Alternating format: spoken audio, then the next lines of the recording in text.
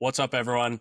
Welcome to the Strength Pages podcast, the podcast for coaches, athletes, and practitioners who are ready to break free from conventional training methods. Consider most training as not wrong, but incomplete. I'm your host, Sam Elsner, and each week we'll unpack the science, strategies, and philosophies that are revolutionizing the world of performance. This isn't about chasing trends. It's about mastering the fundamentals and setting a new standard. Let's go. On today's episode, we are joined by Jay Pages, who is the owner of Jay Pages Jiu-Jitsu and Mixed Martial Arts in Tempe, Arizona. Jay is a pretty active and prolific voice in the Strength Pages community. He has learned a lot from joining and just, always embracing that amateur mindset and just always wanting to learn. Jay is a profound mixed martial arts fighter in his time when he was a competitor, also a coach. He's been involved in that world for over 30 years. And this conversation that we had was very insightful into the eyes of him being a coach, also being an athlete in his time. Also, him always wanting to evolve and always trying to go against what the norm has been set. In the world of mixed martial arts, there is a norm on how to do things, just like in the world of sport, like football, basketball, baseball, all of that. There's certain drills that you're supposed to do, and you're supposed to teach it this way. Well, Jay said, fuck that. We're going to go against the norm. We're going to try something new and see what happens. If it works, cool. If it doesn't, also cool. He's dove into the dynamic systems theory, ecological dynamics, and implementing the constraints-led approach within his practice and how he coaches his athletes. And he learned this about 5-ish years ago. And he's found such incredible results. During this episode, you'll hear us talk about one of his athletes as of late. His name's Marcus Nash. He competed at UFC Fury this past weekend in Texas. And he dominated in explosive fashion. It was a nasty KO with a right hand. I want to say it was uppercut, and it was just disgusting. Come to find out, Marcus has only been training in the mixed martial arts sport or realm for only 3 years, and he came into it in the rawest form possible. No experience grappling, striking, clinching, any of that sort in his past. And he has embraced the ecological approach to training for fights. This was an awesome case study, and it still is an awesome case study to show that when you are making your training and your practices as representative as you possibly can, where it's as alive as it can be, it shows dividends in the results. So I hope you enjoyed this conversation, this episode, because there's a lot of nuggets throughout, and make sure you take notes. Let's get right to it.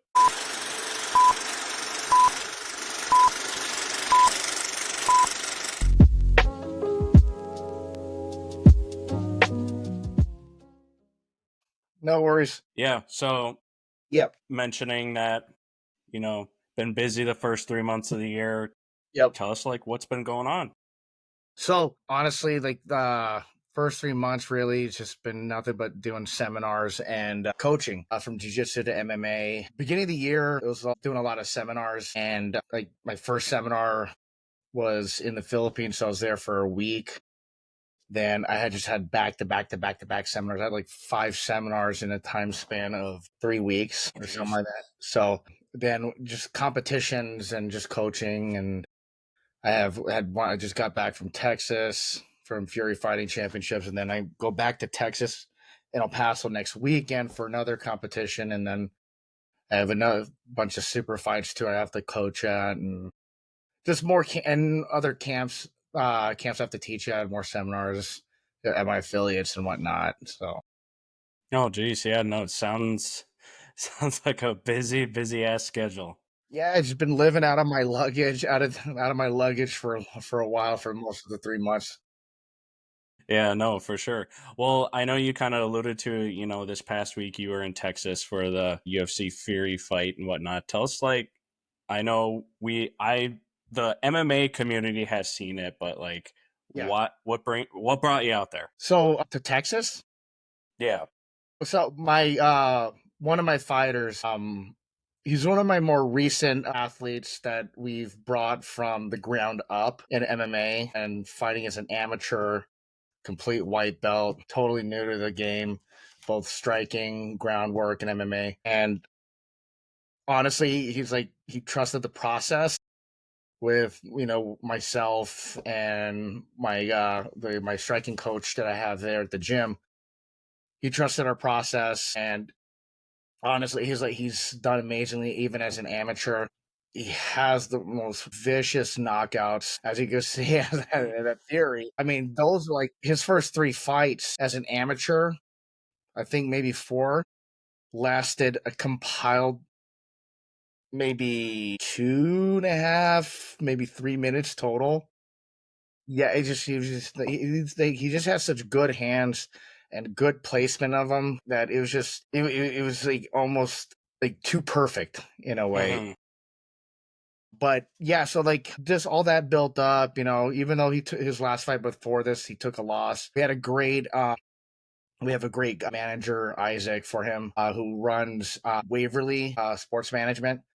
I believe that's the full name, but he's been great with managing Nash and getting him fights and supporting him and making sure all the I's are dotted and T's are crossed. And because at first it was just me trying to handle all this and talk and deal with all the promoters and getting dicked around and whatnot. Hmm. So And you're running your own thing too, yeah, so exactly. yeah. Yeah, so it was just so he took him on. I believe, yeah, he took him on as like as an amateur, which I was very grateful for. So he's Isaac's worked with some of the like top athletes in MMA before starting Waverly. Man, he was a godsend for me. He was a godsend for Nash, and the management part of it. I mean, I couldn't be any happier for him, and Hmm. that's kind of like this stepping every step, led to eventually us finally getting that match in Texas, and I think they took it so quickly and so easily because everything was just not in Nash's favor. I mean, the odds at fight night, the odds were plus 750 for Nash. Yeah, and wasn't his opponent like undefeated BJJ like Yep, black belt?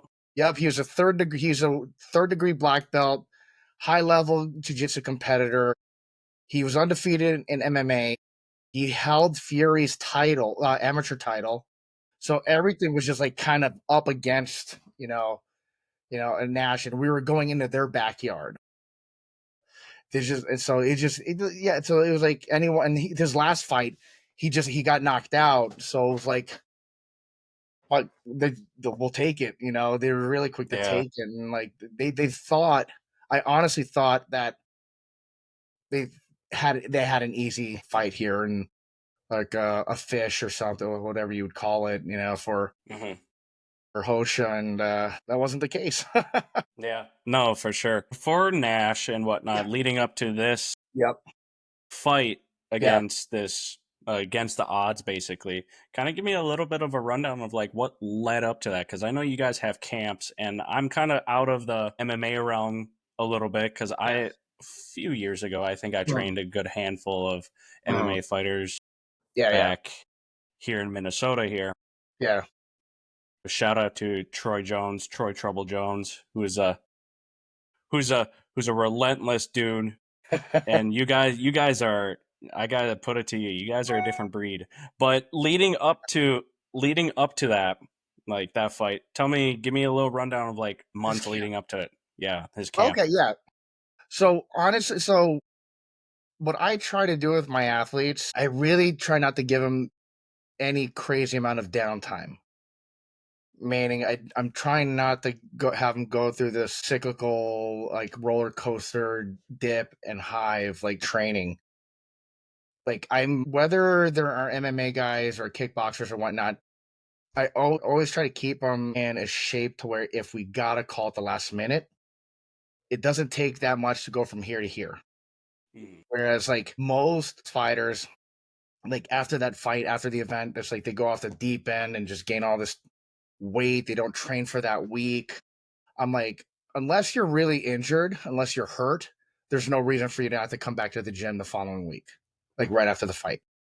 It doesn't have to be crazy hard, doesn't have to be anything special. You just have to keep training and keep the momentum and all the work that you put in just in case. Like, for example, we got another call from Fury and they wanted him back at the end of April. So now because UFC matchmakers has an eye on that event and the 185ers, and they saw Nash's knockout, and so they're like, let's get him on that card. So we're Mhm. just waiting to hear back from the other camp. But with especially with Nash, I tried to and all of my athletes, I try to keep them at a level to where it's like it's not a crazy increase in training, right? Mhm. Like what we do, like honestly, what we do day in, day out for our athletes is the same thing day in, day out striking.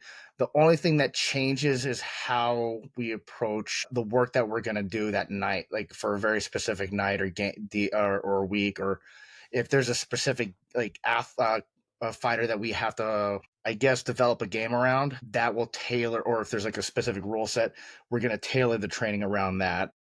Mhm. And so the only thing that really changes is the intensity of it. So our pro and amateur athletes they're already training hard consistently, but we just bump it up just a little bit. So the work that they're putting in for a fight is really no different than the work they've put in for regular training. So they're basically just accustomed to it. So it's like they're Mhm. constantly at that level no matter what.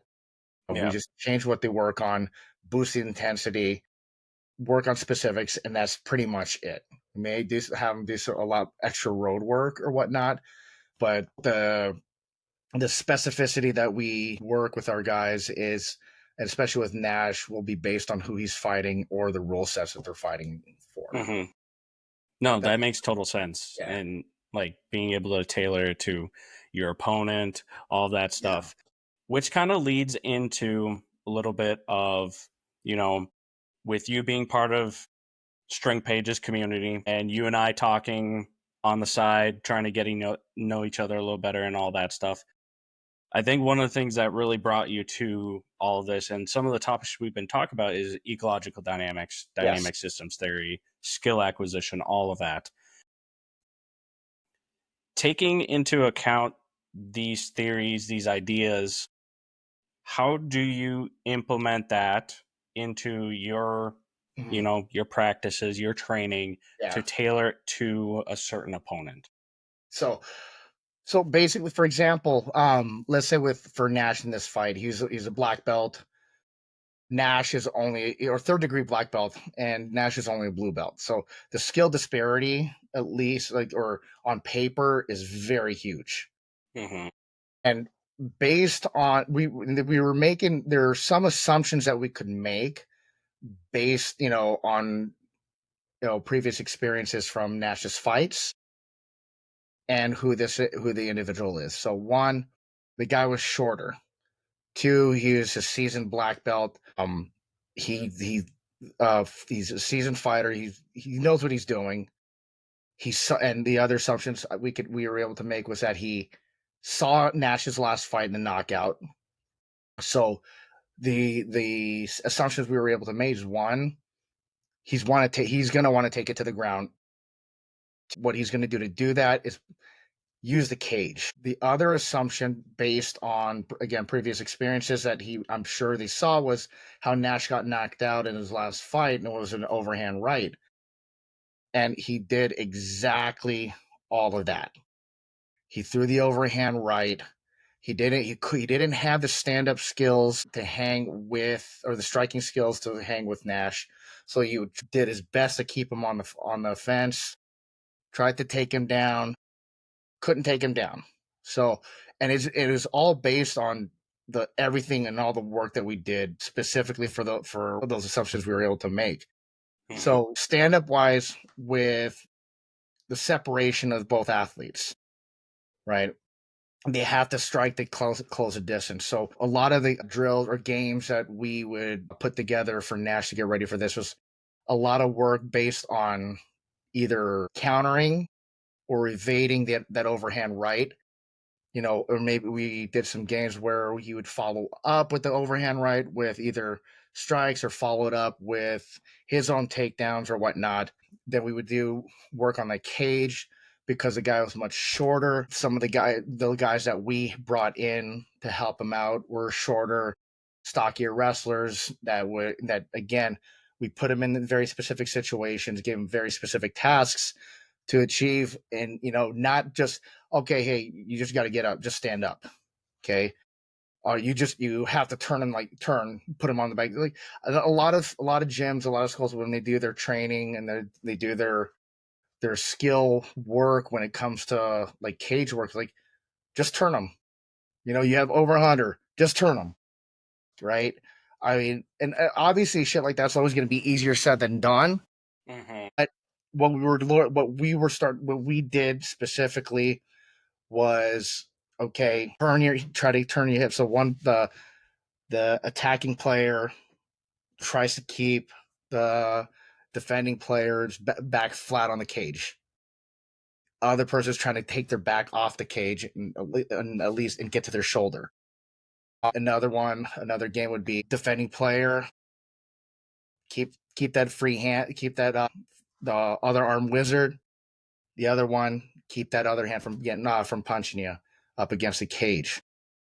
Then others would break it down. Then you have to fight for the underhook now. Okay, once you get the underhook, okay, then the next game would be okay, drop, get your shoulder underneath the armpit. So and then from there, the next game we'd play or would be to okay, use that shoulder on the armpit. Then you turn them. Right there, just the one act of turning or that athlete, the attacking opponent around to put him on the cage. We did like four to five different games. Mhm. To specifically develop just that small segment of the possibility of that fight, which most of that first round was taken in, was all in that cage. Then from there, we okay, you try to catch one leg, pick it up off the ground, because if you can't pick it up off the ground, it's gonna be hard for you to put them on their butt. So stuff like that. And then we our groundwork too was very specific too on he gets to his back. Don't let like a lot of our games that we did was keeping him off of his back and not getting pinned, so on and so forth. So, one thing that I love about the mixed martial arts world, combat sports in general, Mm-hmm. is that there's a lot of problem solving Mm-hmm. opportunities and affordances within this, and Yeah. it's mano y mano. And the way or the games that you can come up with are Mm-hmm. limitless, honestly, and it changes from opponent to opponent, like you just alluded to. And that's one thing that I've noticed too. Like when I trained Brazilian Jiu Jitsu back in high school, which was God, what, 10 something years ago, more than 10 years ago. I'm 30. Yeah. So like back in high school, like I didn't do a lot of like any of that work, but when I started getting into it, I noticed like the ground game was natural to me a little bit just because I had two older brothers who were 10 years older than me. Yeah. Yeah. That's all we did. So kind of getting that experience Mm-hmm. and whatnot. So like I had that like ecological sense, the experience, all of that. But then when it came to striking, like when how I was taught was pads, Yeah. gloves, all of that, very rote repetition, robotic type stuff. And then when it came to sparring, it's just like I don't know what the hell I'm doing. Yeah. I It's feel not like realistic. yeah, no, absolutely. I mean, taking that into the rest of sport in general, like that's how a lot of it is Mm-hmm. still to Yeah. this day. I think there's still a little bit of a change. I think Mm-hmm. the MMA world, I think is from me watching it from as a bystander, I've seen the change and the evolution, especially these last 5-ish years, I believe, Hmm. and how they're doing things. I've seen the shift in ecological dynamics, making it a little bit more self organized training from Yeah. that standpoint. And I think a lot of other practices should take away from this world because Mhm. it shows it to its most raw form of 1v1. Yeah. And then other sports are you got 5, 11 on Yeah. 11, such and such. Yeah. Yeah. You mentioned that Nash is kind of like hasn't been with you for a long time per se. How long has he been with you actually? I Or want to fighting in general? no. So he has never fought. When he came to me, God, I want to say maybe 3 years, maybe. Wow. Yeah, not long. He hasn't been with me long. Like when he came over, it's his first, touch on anything combat related. Holy Never, shit. yeah, ever. Wow. He's never Like touched anything combat. Would never wrestled, no martial arts. wow. It's completely foreign to him. So getting someone in their rawest form, Yeah. did you start having him like use like these ideas of dynamic systems theory, these implementations of the CLA, all of that with him immediately? Yes, but Okay. not knowing it, I did like Yeah. I was still like honest. I still feel very very new, to ecological dynamics and psychology and CLA. I'm still like personally, I'm not 100% confident with my view and how I use CLA, Hmm. and I'm still trying. Like it's an ongoing for me. I feel like it's an ongoing educational experience.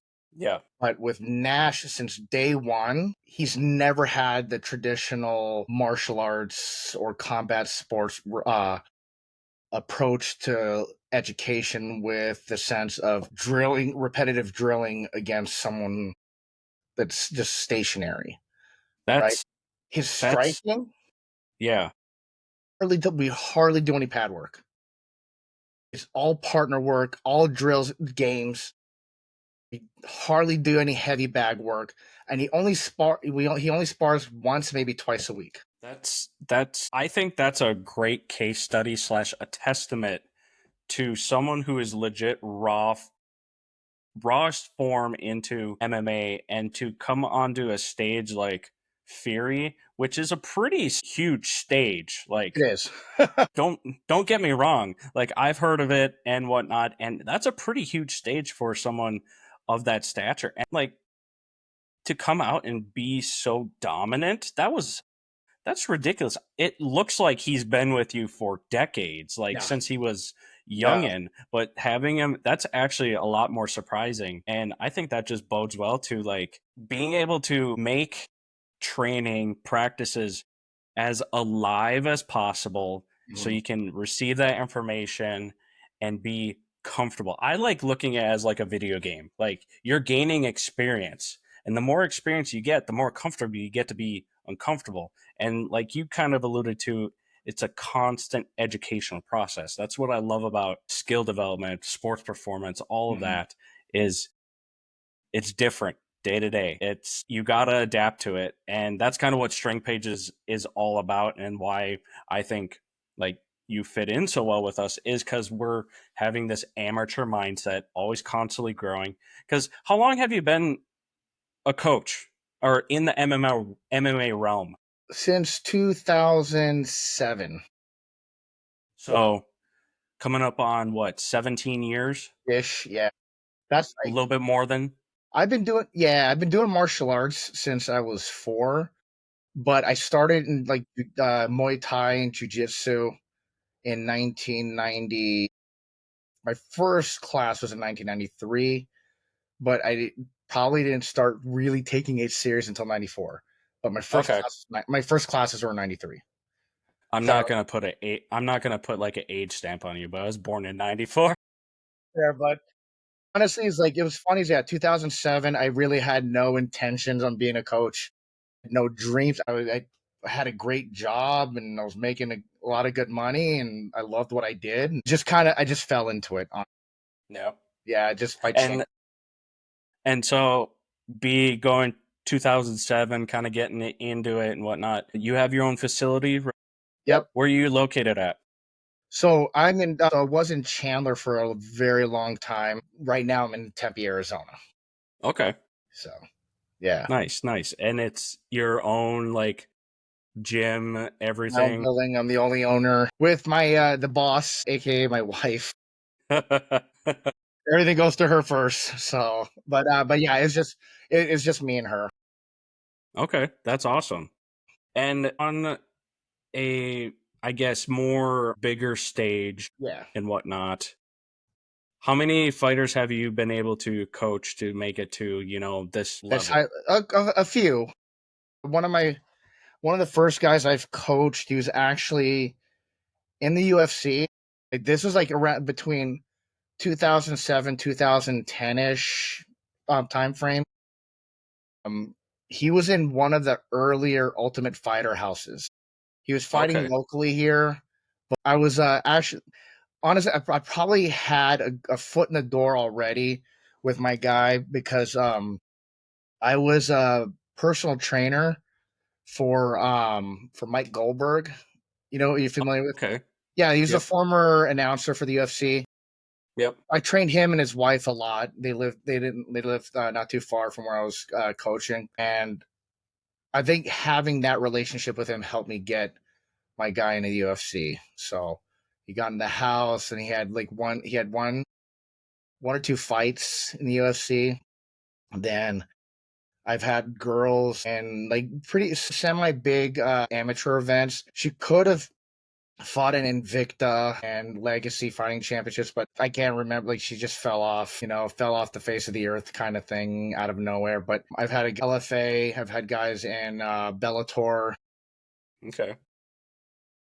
UFL is another show that I've had guys fight in. But I think what most everyone would know would be like UFC and Bellator.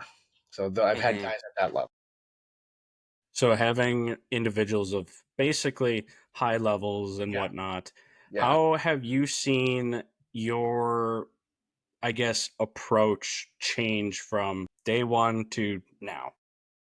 Day one was I was doing what everyone else was doing, you know. And here's what's funny: like recently, I want to say like this has been like more so post COVID from a business and training perspective and coaching perspective. I looked I looked at it and I'm like, everyone's doing the same thing. They're coaching the same thing, teaching the same thing, doing things the same way. So if I want to be better than them, I have to do something different that they're not doing. Right. So when I came across, the whole ecological dynamics and through my buddy Rob Cole, and he like piqued my interest. I did one of his classes at a Globetrotter camp, and he was teaching a class utilizing CLA, and I'm like, I enjoyed the hell out of it. I had as a student participating in the class, I enjoyed the hell of it. It was the funnest jujitsu class I've ever done. And it's like, and so that's my approach. So I had to think, what can I do different that everyone else isn't doing? And that's what felt was going to make the biggest difference. So from a business perspective, everyone's, charging $200+ a month for jujitsu classes. I'm doing maybe closer to 100. You know, like we're a heavily gi oriented state. Mhm. I've turned most everything into no gi. Everyone's Interesting. everyone's drilling. I'm using CLA. So and what that like me right now, I probably have the most successful no gym business wise, and the most successful team competitively here in Arizona I because like find that to I find that to be pretty remarkable too. Kind of like my goal with things, I've always had that unconventional mindset of just like, why would I do something that has been done for years and reps on end and whatnot, and like that has been kind of, I say, like the average or the status quo. But then, like, what happens if we stray away from that? And sometimes it works, Sometimes it sometimes it doesn't. doesn't. Yeah. But to have that humility to be like, okay, that didn't work, let's try something else, or like see what this is. And again, another testament to a lot of these theories and IDs. Mhm. When you said the no gi gym, I that's, as a guy who's like had little experience and just kind of like a bystander looking from an outside perspective, that's insane. Because a lot of gyms are like, you have to have a gi. I have to You're wear gi. doing, Yeah. yeah. That's when I, going back to my limited time in the gym on the mats, like I didn't have a gi when working with other guys, and they're like, this guy with no gi. It's like, what's wrong with that? And I didn't know the ideas at the time, but me thinking 16-year-old me, like I was like, oh yeah, I enjoy this. This is fun. I want to take this to a new level. Why do I want this? Because the person that I'm going against won't have it. I didn't realize the theories and all that behind it, but Yeah.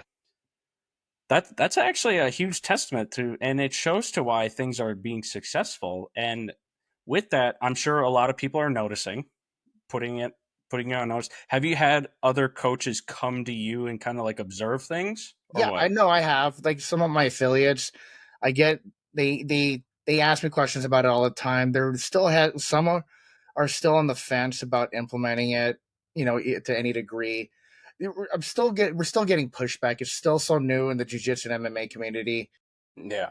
and there's still a lot of pushback, but it's slowly but surely growing. The Hmm. interest is growing, and at the same time, it's like you can't argue the results. Like my team has won every single no major no-gi competition here in Arizona back to back. And the thing of it is, the way I look at it is like everyone's doing the same thing the same way, but there's only a top few schools that are successful, right?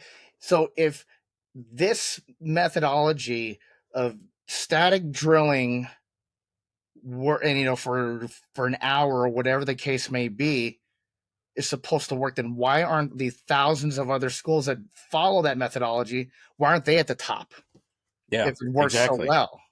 You know? So and again, that's like that kind of like what got the wheels spinning. I'm like, there's got like most everyone that found, ecological dynamics, is like there's gotta be a better way to do it. There's gotta be an easier way to do it. I developed like my game coming up. I had without knowing that I was placing constraints on myself. That's how I had to train because, Hmm. like when I first opened up at the gym, I was still heavily competitive. I was still competing a lot, but I only had white belts and a couple blue belts to train with. So it's like, well, how do I develop my game? So I just gave myself very specific tasks and goals every role. Like I spent the whole year on just the closed guard and just developing my closed guard in different areas, and I didn't even know that was a thing, like a science or a research behind it. Yeah. But yeah, it's my coach. I do, yeah. I have an affiliate in Memphis that's very on board, but he's still learning. Then I have a few affiliates here in Arizona that are also on board, but then I have other affiliates that are very, very, very anti CLA and anti ecological dynamics. And I'm like, if you're gonna shit on it, at least try to understand what it is. Don't make assumptions. You're just gonna make yourself look like a fool.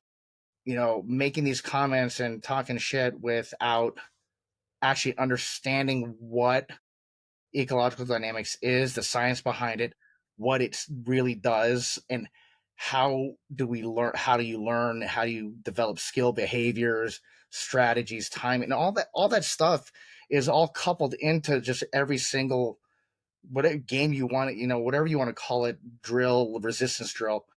All of it's built into it, You know, it's just you have to put in the time and work to understand and have a better understanding of it, you know?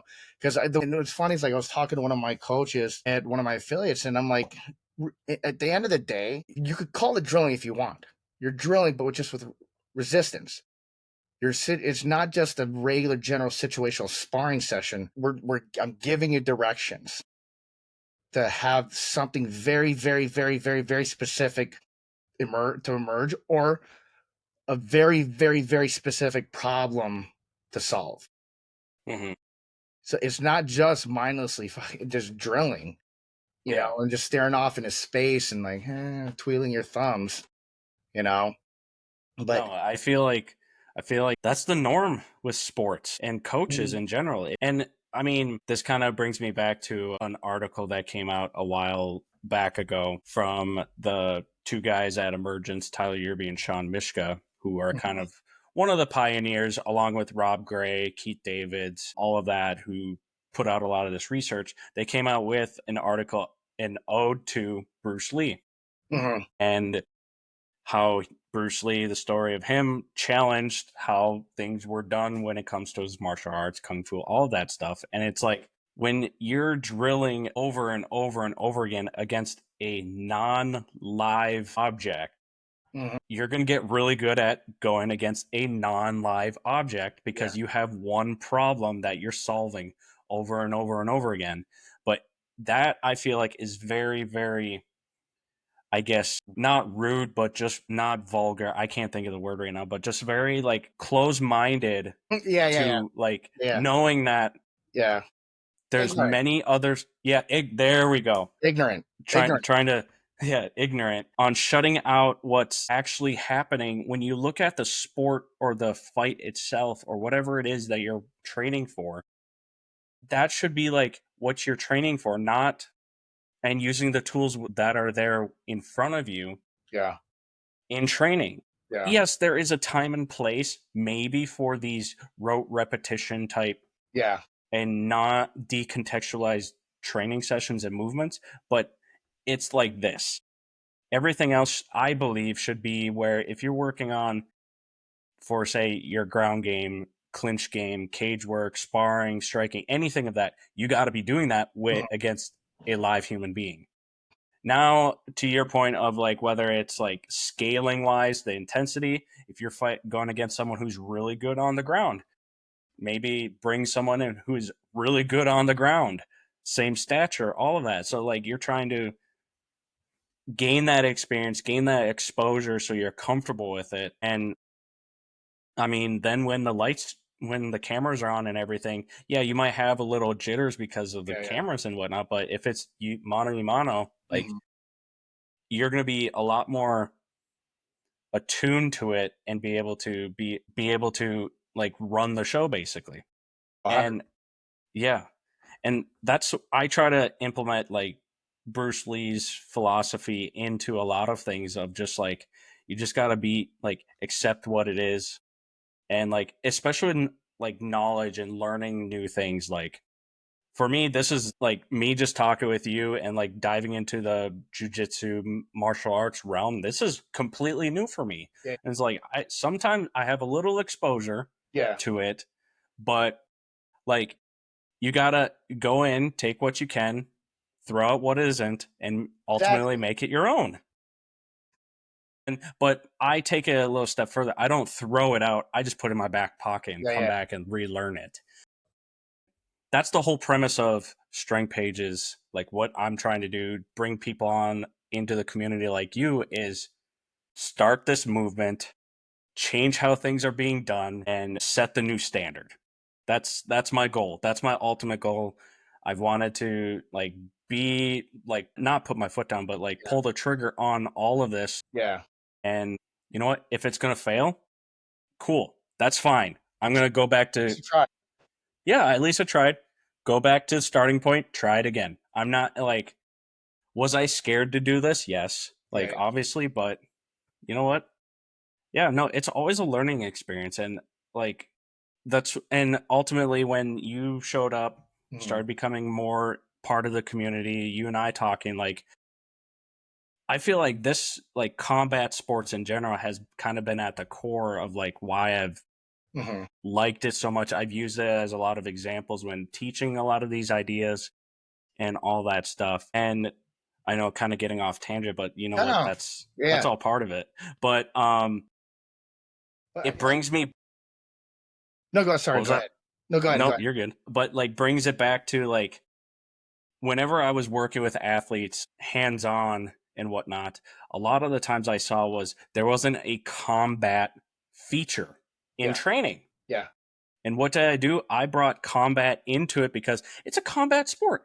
Basketball, football, soccer, hockey, all of those things. You're going against somebody, you're going to bump into them. Yep. We did grappling, we did a lot of just pushing around and handwork, all of that stuff. And I was like, why do I gravitate towards this? And martial arts realm has always been kind of at the realm, and I've studied it quite a bit Hmm. from an outside perspective. Yeah, yeah, Do I want to try to get my dive into it again? Possibly, maybe. yeah. Like it seems fun, so yeah. Yep. Now, what's funny is like, so like, you say that because like I have a student. He was a strength and conditioning coach in the NFL. Like his last gig he had was for the with the Cardinals, and he said he a lot of his work that he did with the athletes was did a lot of wrestling. You know, like a lot of the wrestling for the Hmm. linemen is like was so beneficial. And like I have a quite a few former NFL players that play with me or that train with me, and he was saying like he wishes more of his coaches when he was still coming up delved deeper into CLA. And Yeah. he said some of his coaches were starting to get into it as at towards the end of his career, and like some of them were just completely against it, you know. And but what I'm noticing a lot more lately is like I'm noticing because I have a lot of baseball coaches that train with me because here in Arizona we have a crap ton of teams that use Arizona as spring training. Yep. We get a lot of these coaches that do jujitsu still, so they want to come have a place to train while they're here, you know, working with their athletes and get their own me time. And we talk about it all the time. All these they have pitching coaches, batting coaches are all using CLA at a professional level. So if it's working at a professional level, why couldn't it work at an amateur level? Exactly. You know? No, and I mean, it's slowly, I guess, slowly getting into the professional realm, but when it's Yeah. get in the professional realm and it's working, Hmm. like there's that dogma of just like like I look at it as, and I brought pulling from my experience when as a performance coach, I worked with youth athletes quite a bit in my career. And I always had parents like, "Oh, why aren't they training like a professional athlete?"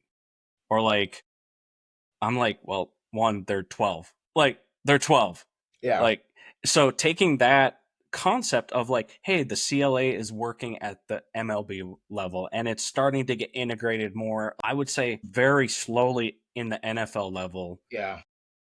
Hockey is a whole different sport. Like, that's a whole different realm that is like hard to break into, but you're seeing it work at the top level. Hmm. Like, why would it work at these lower levels? Yeah, no, it baffles me a lot of times, and it's hard to break tradition, Hmm. and It's it changed. honestly is. It's change, and people are, I feel like, are afraid of change and taking that chance because, and by all means, like I'm not gonna like bash on them because that's how like us as humans are, because we don't want to change, we always try to go back to home base. And but to be that ignorant and just be like shut out Yeah. what is new and or not new, but like what works and it looks different, I just don't get it.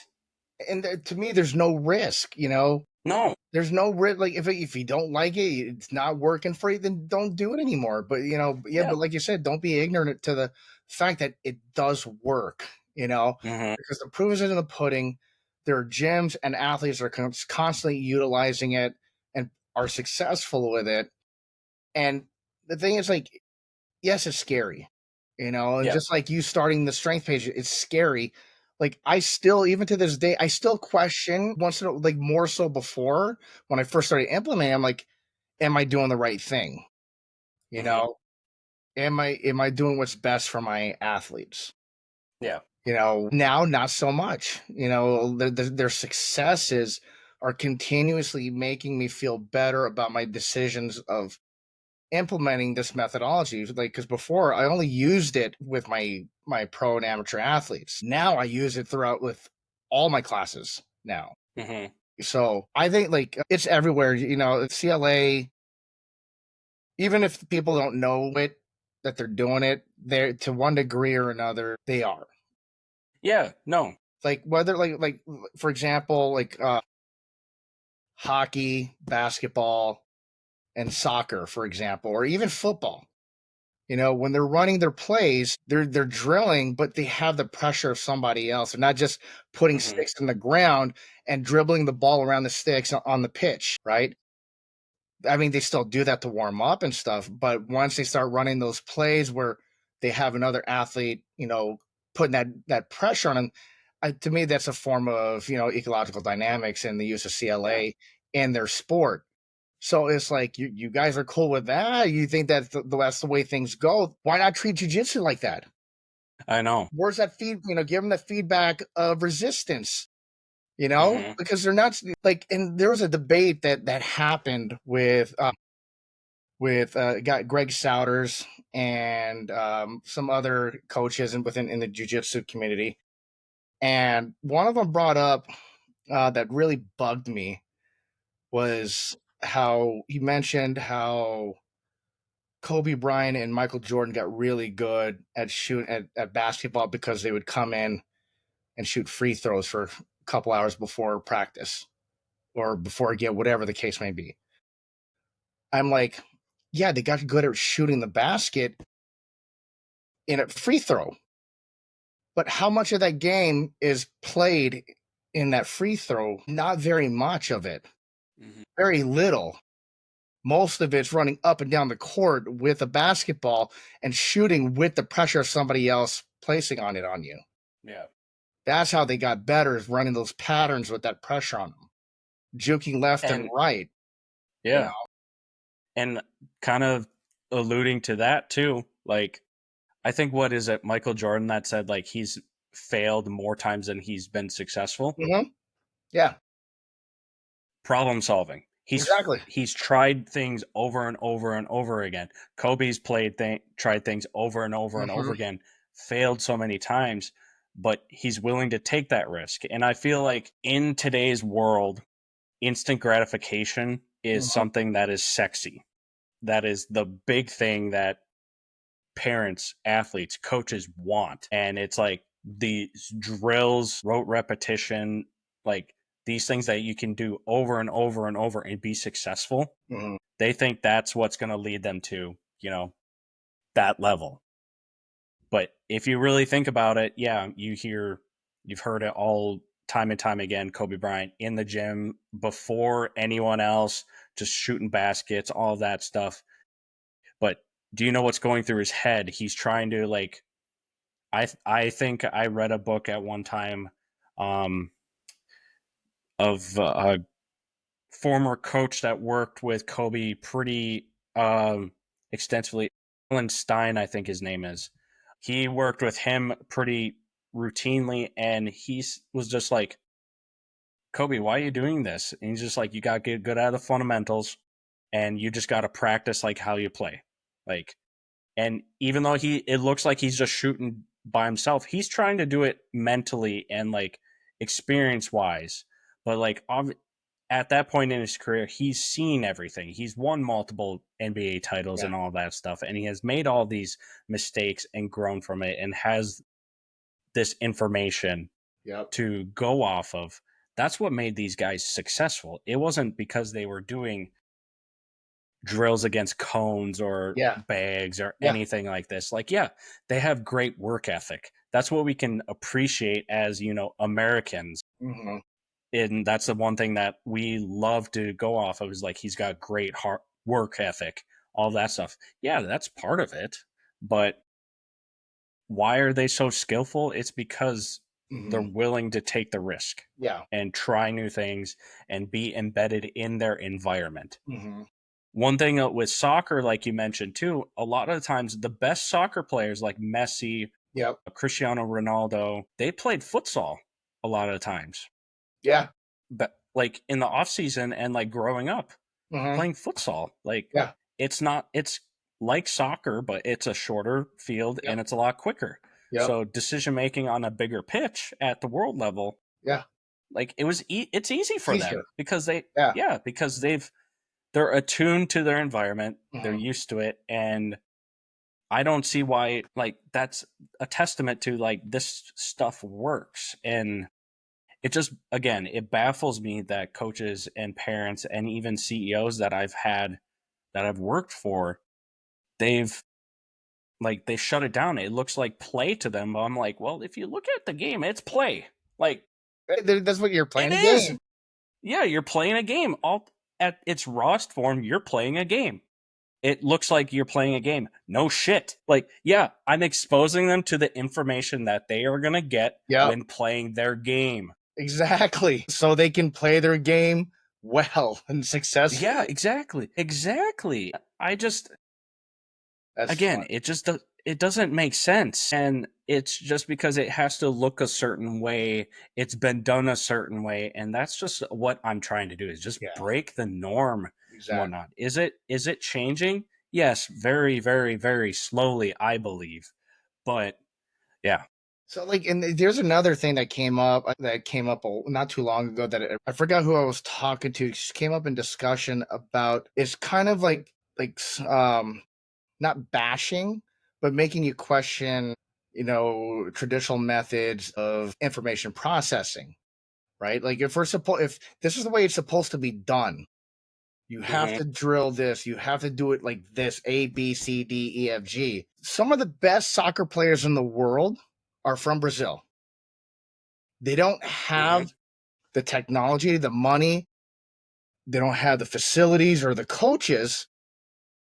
They're just playing all the time in wherever they can in dirt lots against their friends. Yeah. If you're supposed to come up this way and learn how to become skillful in this way and get to this level this way, how do you explain the soccer players or the football players in Brazil being so good playing against their friends constantly in the barrios Mhm. and the streets and whatnot, kicking Yeah. around the ball against the wall, playing with friends? Ecological dynamics environment within what Mhm. they're doing is everything eco, in a one way form or another. You know? Yeah, for sure. And I talked with Rob last week, Rob Gray, Yeah. and one thing that came up with us is like I think I brought up like there's always this norm or there's this idea of like in order to be an expert or masterful or skillful, you got to put 10,000 hours of work in and whatnot at being a thing. It's like yes and no. Mhm. You got to do the thing to get good at the thing. Thing. Yeah. Like for me, like I don't know, I have a guitar right here Mhm. to my right. Like I picked it up in high school. I took a almost like 8 year break and I picked it back up. And I feel like I'm back to where I was Mhm. and like and just like sport and all that stuff. You gotta do the thing to get good at the thing. That's why like you said, Brazil like They do the thing. breeds. Yeah, they breed soccer players because they do it from when they're this tall to when they're fully grown. Yeah. Just playing in the And streets, yeah, you yeah, know? exactly. And I think like there's something else that somebody else mentioned that was very heavily into like the gamifying jujitsu and learning. So are you feel familiar with Kit Dale? It does sound familiar, yes. So he's one of, if not the first guy to actually even bring up the whole idea of utilizing he calls it task based games and to learn jujitsu. And he's one of the top. He's one of the few, very very very few individuals in the world that got their black belt in less than 5 years.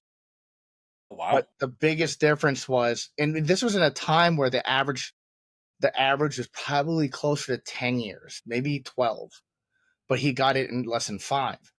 And all he did was like what we know as CLA or ecological dynamics. He calls it task based games, you know. And something he said in one of his videos was like, that way we make something stick is that there's an emotional response attached to it. You'll never forget an experience that has an emotional response attached to it. Like I remember, like my first real girlfriend when I was 16 breaking up with me at Disneyland, and to the Beauty and the during the Beauty and the Beast play. So now that's like a trigger for me God. now. God, I bet Every you time that can't song watch comes Beauty and the on, Beast anymore. yeah, every time that movie, it's the song, just a song. I'm like, it triggers me because that's my emotional response attached to that Yeah. situation, and then I totally, then that's like that made sense, and like that's why failure is such an amazing teacher. Like you said, Yep. like Jordan, they failed more times than they succeeded because, and they're as good as they gotten because of that, because they failed so many times and they have these emotional responses attached to those lessons. And then kind of like what you were talking about earlier about the like visualization, and visualization was like another, that was another book I wanted to recommend too. I don't know if I did, I may have already recommended it. Was Psycho Cybernetics. Psycho Cybernetics, no. You never have you read that one? I have not. Dude, that is such a great book on sports psychology. Like just the right off the bat is just like they start getting into like examples and studies of how they view like used visualization, and it kind of almost like looking back on the book, I want to go back into it again, but it kind of also ties in very similar to that, the study with the blacksmith and the swing.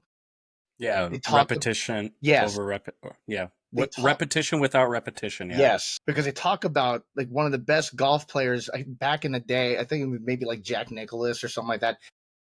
Technically, he had the worst swing ever. Like Mhm. you swing like he shouldn't be as like with that swing, he shouldn't be as good as he is, but he was one of the best golf players, right? Yeah. So, and it's because that's what he was used to. That's what he just is. He visualized everything. He knew his swing. It didn't matter, but he hit the target each and every time the way he's supposed to, just like the blacksmith hit that target each and every time. And then there's Mhm. another part that stood out, like how they where they did a study. They had two different groups. They had one group that practiced free throws, and then they had another group where the coach would go in and walk them through the visualization process, basically getting them to visualize and feel the free throw. When they brought the both groups together, they found that the group that visualized did just as well as the ones who actually practiced, and some did better.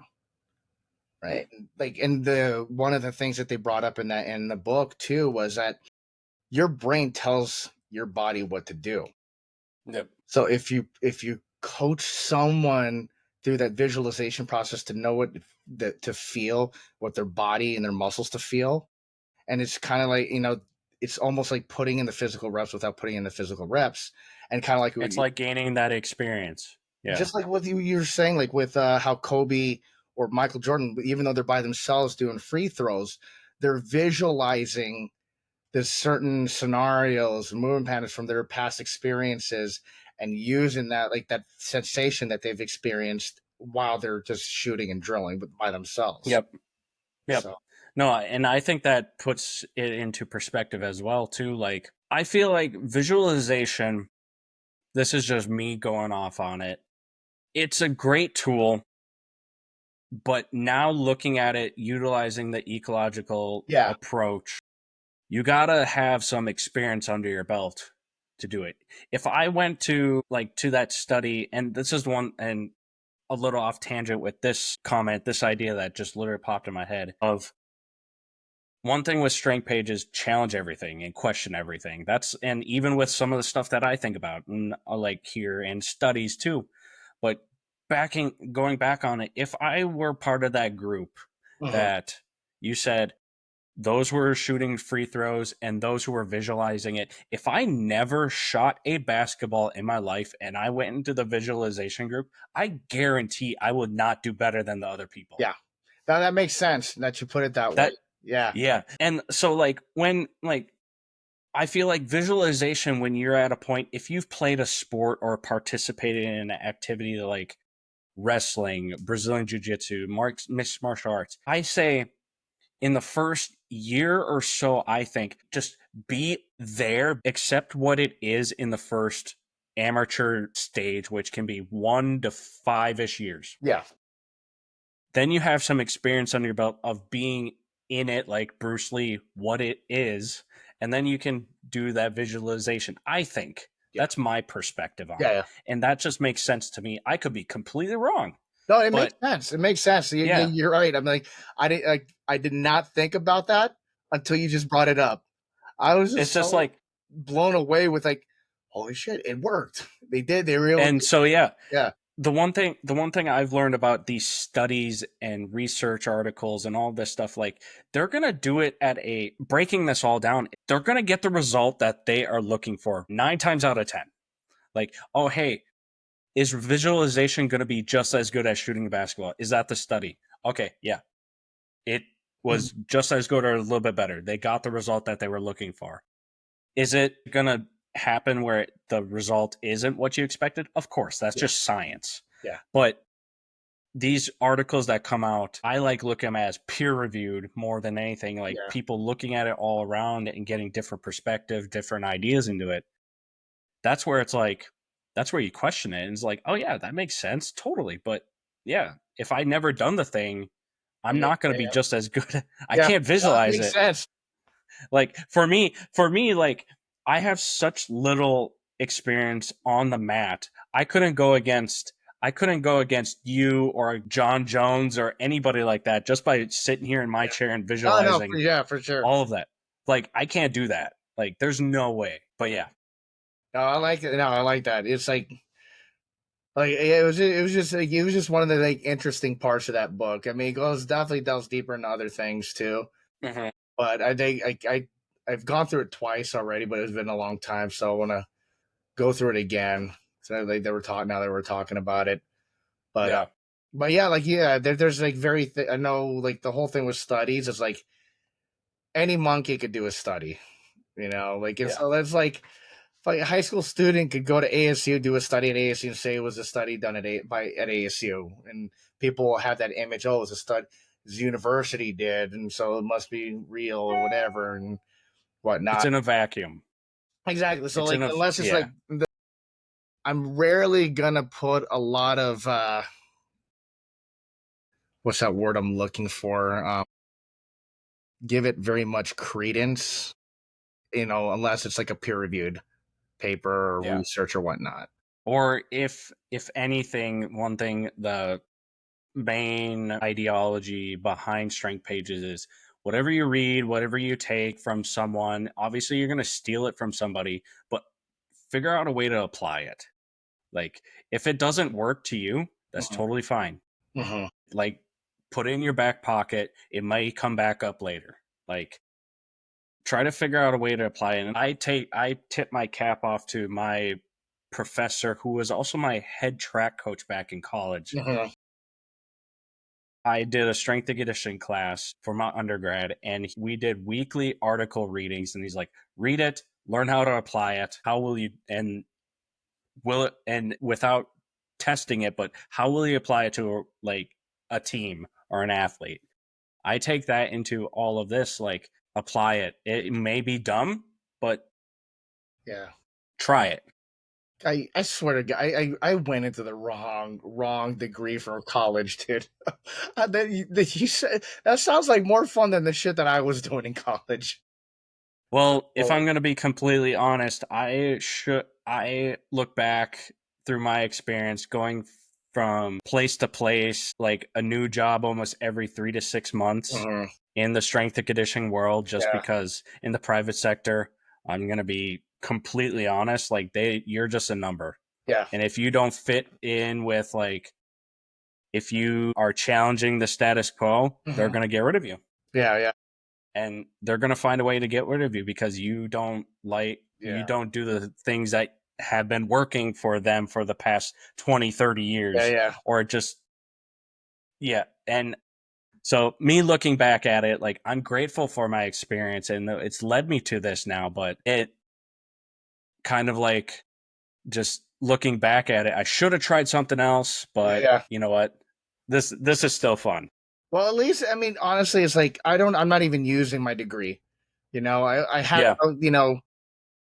hacking away code. Now I'm just I was beating people up and teaching people how to beat people up. Like I had my master's in marketing, my MBA in marketing. I use it maybe a little bit, for the gym, but beyond that, it's like I think like going into like strength and conditioning would have been more applicable.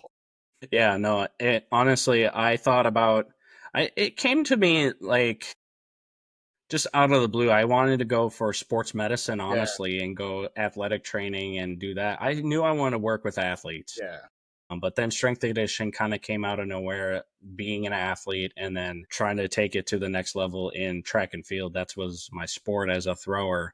But yeah, no. And then things came along throughout my career where I got to meet some really good people. My mentor, Tyler Yerby of Emergence, like I got to work with him hands on, nice. talk with him. And it's where this whole journey started. And it just made sense. And honestly, as a coach, practitioner, whomever you are, like your ultimate goal is to make sure what you're doing Mhm. outside of the game transfers to the game. And I believe that this approach is probably the foundational concept to learn. Mhm. It is way different from what people have been taught. Yeah. And I believe that there's a lot of knowledge, studies, research that has been done and has been done way back when, Mhm.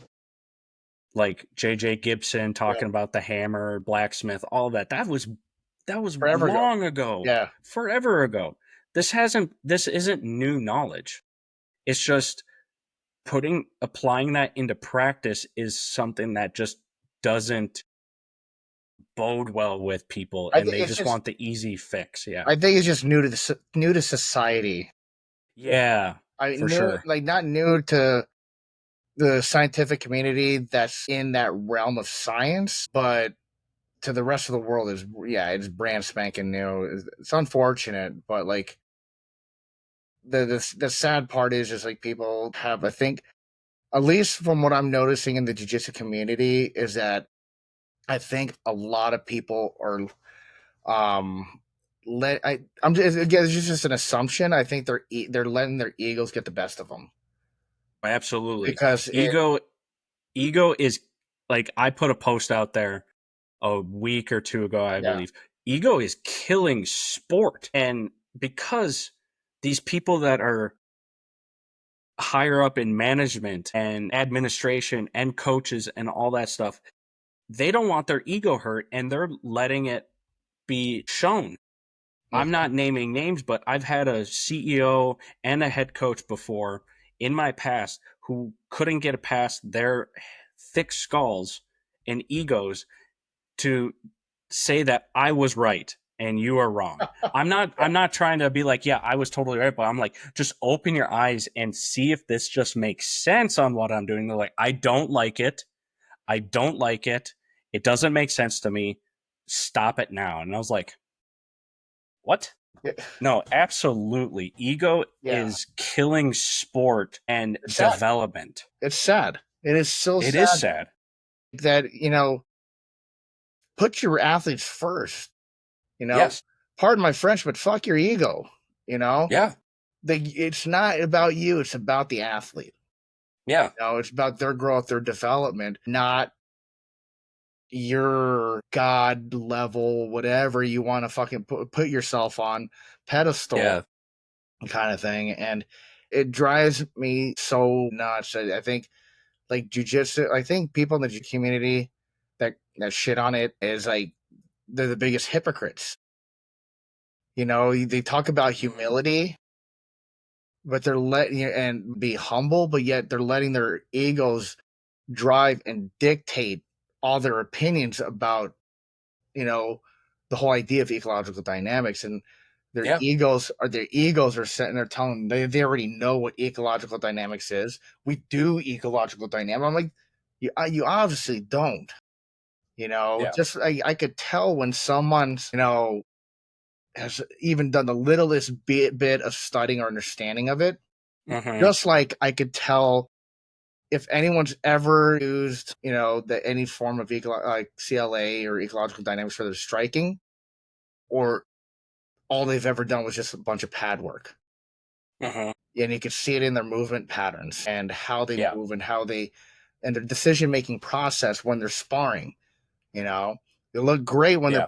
they look great when they're punching the air or hitting pads, but then the minute you start making contact and throwing hands with somebody else that's punching and kicking you back, it looks completely different. Oh, absolutely. I feel like since it's kind a lot of times coaches are overcoaching and Hmm. literally trying to tell these athletes and individuals how to move, what to do, all of that. And there's no autonomy, there's no authority. And I've seen it time and time again that with youth athletes, again, this is kind of sad, but you Yeah. see 13 to 15-year-old athletes, when I say, okay, I'm going to give you the keys to the Ferrari a little bit. Here's this activity, this game. Here's the only rule that I'm giving you. Everything else is fair game. And they're looking at me like, what? It's like, how do you want me to move? How do you want me to do it? I was like, I don't care. It's like, I want you to figure it out. And so, like, that's missing in long term development and today's development and how things are run from a administrative standpoint and organizational standpoint in sport. And it's like, if and you got to think you're not, and I try telling coaches too whenever they ask like, why are you letting them do this? It's because, or like be that way, it's because you're not holding their hand when they're in the ring or on the field or on the court. They are there making their own decisions. So yeah. It's kind of like the way even before I started implementing CLA in my classes, um, I always still looked at jujitsu and teaching. Everyone like has always taught, like, if they're helping somebody with a technique that they're drilling, they'll physically grab the leg and position it over here or there. Like, I've always been completely against that. I'm like, if I'm doing that for you, you're gonna end up having an over reliance of some external force creating the movement for you. So you're not learning, Yeah. you're relying on me spoon feeding you the technique versus trying to understand it yourself. And I still treated that way. I'm like, your right leg. No, your right leg. Yeah. Your right Yeah. leg. No, the other right leg. You know? Yeah. I'm Yeah. like, until they figure it out for themselves, it's like, but then that's, I think, what the one of the other things that the biggest attractors for me with ecological dynamics is that's my, like, that's how I always looked at, I always tried to look at learning. It's, there's got to be something different. There's got to be a better way. If it worked for Kit Dale, if I was able to learn like jujitsu by myself through just trying shit on people, why wouldn't it work? Like, how do I, like, why wouldn't it work for somebody else? And how would I do that kind of thing? Exactly. Like, I was my own coach since I was a brown belt. Hmm. Whether it's through watching instructional videos, competition footage, whatnot, but like most of my development and my growth came from myself and put in getting those live rounds with full resistance and developing very specific aspects of my game when I'm wrestling or rolling with my students. So, but yeah, man, it's been a great journey, and I'm still very, again, I still feel very new. I still feel like there's a lot of like ideas and concepts my brain is still trying to understand, like, God, like, invariance and understanding what invariants are, and like, because there's so much in jujitsu and MMA and striking that, like, there's too many, almost too many invariants to like really put on paper or understand. It's just like you kind of have to see it in the midst of everything, and like that. So I had to start looking at every position differently, and like I had to really grasp and understand what like an invariant was, and like I knew what it was like by definition, but what is an invariant as it applies to jujitsu? And then another one I struggled with was affordances. Yeah. I'm like, I know what it means. How does that apply in the cage, the ring, or on the mats, kind of thing. And that's enough, like for a bit that I also struggled with, and I'm still not, you know, I again, like I said, I understood what it was, but I'm like there's so much, and then I think that's like the thing that I enjoy the most about it is just because it's so new, it's novel to me, and it's exciting, Yeah. because the one thing that's most exciting to me is I'm doing something, I'm applying something that no one else is doing. I'm doing and applying just more or less what like Bruce Lee was doing, like getting rid of what is not useful kind of thing, and finding success with it, Hmm. And I think that was, and maybe I'd have a different point of view, if we weren't finding success like we are, but that's not the case. Yeah. More and more and more people are finding more and more and more success the more that they implement, the ecological dynamics and whatnot.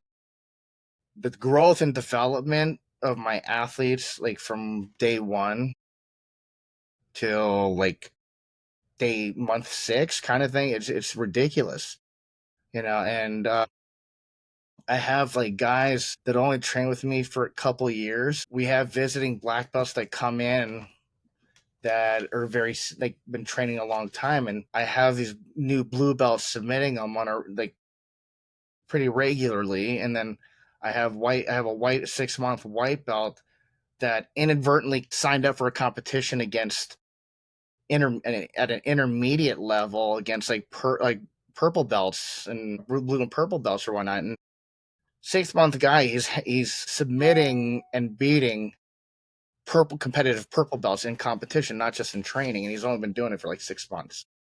That's You know, insane. so I mean, it's stuff like that that makes me feel better about what I'm doing, and Yeah. that I'm on the right path, but I'm still not comfortable enough to where I could speak on it with confidence. I could talk about it and have discussions about it, I'm and learn about it. That's what my goal is like with any discussions I have about the topic is I want to be selfish and learn something. Yeah. I want to gain some nuggets out of it. Like it kind of I had a guy come in last night that he's a white belt, new white belt, but he's studied ecological dynamics, and we were talking about it, and I picked up a couple ideas and just a different way to look at game creation from a white belt, from a nobody white belt, and my ego isn't so easily bruised to where I'm not gonna take take information from I'll take it from wherever I can get it, regardless of Yeah. who the individual is. I don't care if they're a white belt or never trained. If I want to grow, I want to learn, and I want to be selfish, with any, and that's why like I try to have any and all discussions I can have about ecological dynamics and in the realm. I think that's also what really that drove me to your page and keeps me coming back to it. Is just because of that. It's a resource for me to for continuing education. And I love it. I love that's my high is learning something new to better not just myself but better my athletes. So I will do anything I can and go out of my way if it helps benefit them. You know. Yeah. No, and with that, I mean, I appreciate that. That's huge. With that, Yeah. where can people find you? So honestly, I'm on Instagram mostly. I'm most active on Instagram. It's JAYJ pages, and or my website is jpagesjjmma.com. But like I said, I have a Facebook page, but I'm mostly more active on Instagram. So that'll probably be the easiest way to get a hold of me. Well, hey, Jay, I appreciate our chat today. That is a lot of good nuggets, a lot of good Thank you, conversation, my thank you, man. thanks for having me. Yeah. Yeah. Anytime we, to talk and chat and about like just like I said, I love learning. That's Uh-huh. that's what I get my jollies off of is learning a new skill, learning anything in general. So Yeah, no, for sure. And people like you, why we have you in the community, forward thinkers, always looking to push the standard. I appreciate it. Appreciate you having me. Appreciate you having me part of the community. Yeah, of course, Jay. You have a good one. You too. Thank you. Yep.